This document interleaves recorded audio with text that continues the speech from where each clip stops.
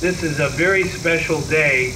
I know a lot of people have worked very hard to get this building on the list, and I'm happy to say we're going to be building the building, a community technology center that will make a difference in lives today and tomorrow and for literally years to come. River Valley, and we know our workers, the men and women who build this building. We want to thank them for being here today. We understand their craftsmanship, their ability to make things happen, to build things. We know how to build and make things in Illinois. And I can't think of a more important edifice, structure, than to build an educational building, something that really is going to help literally thousands of families in this area prepare for the jobs of today and tomorrow. And consolidating everything in one building, having all these high-tech opportunities where people can learn. That's what we want to do with our local businesses. We have to have buildings like this and community campuses.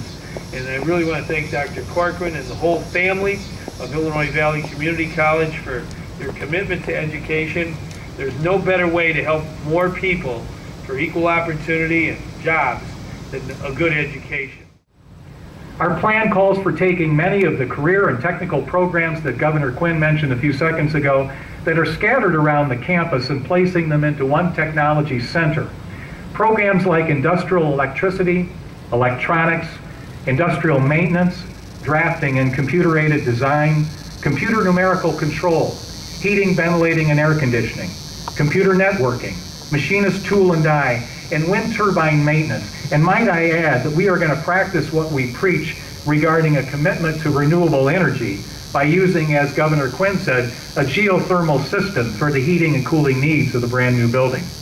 And if you happen to look straight south, you'll see a meteorological tower that's assessing the feasibility of someday installing a wind turbine to possibly provide all of the electrical needs of the Community Technology Center, which would make this unique educational facility an outstanding example of Illinois energy conservation.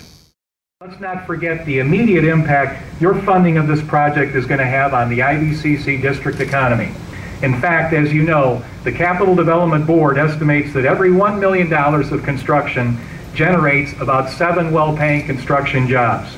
And every $1 of construction puts $2.30 back into the local economy, according to the University of Illinois. So in other words, because of the trust that you have placed in Illinois Valley Community College, you have done your part to put people to work now and for many years to come.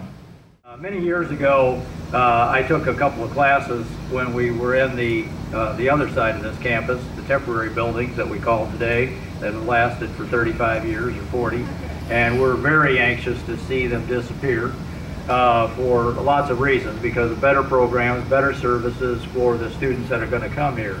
And I think it'll be a great marketing tool for us to have this addition, and over time I have the greatest hope that what we've been waiting for will come to fruition, and that the new programs that are coming on board, and the ones that we don't know about, the programs that we don't have any idea will come to this campus because we have the facilities to accommodate them. When companies, when businesses come in, they look at the area, they see the tremendous value and work ethic in our people, and they want to know where they can get training. For years upon years, we have had the temporary building. Temporary means they were put up in 1973? 1973, so they've been a little temporary plus. And through that, they've provided tremendous training in drafting, in welding, in industrial, in computers. And I can tell you, though, that the district that I'm in is probably the largest, has the largest concentration of energy and heavy industry in the Midwest, if not probably the United States. We have 3 nuclear power plants, we have an oil refinery, we have wind farms, an ethanol plant, we have power lines coming from the East Coast into this grid system that we have here. So when we're talking to businesses, when we're out and about in district and talking to them and asking them and telling them what we have to offer here and that we want them to stay here and invest, the main component is skilled labor.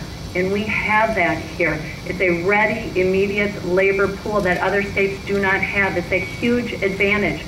By building a facility such as this, it is telling employers, like the governor said and like Representative Montino says, we get it. Not only do we have the skilled workforce here, we have the facility at our community colleges to train what you need for your business should you decide to invest here. And that is a huge advantage when we go to talk to businesses. So I am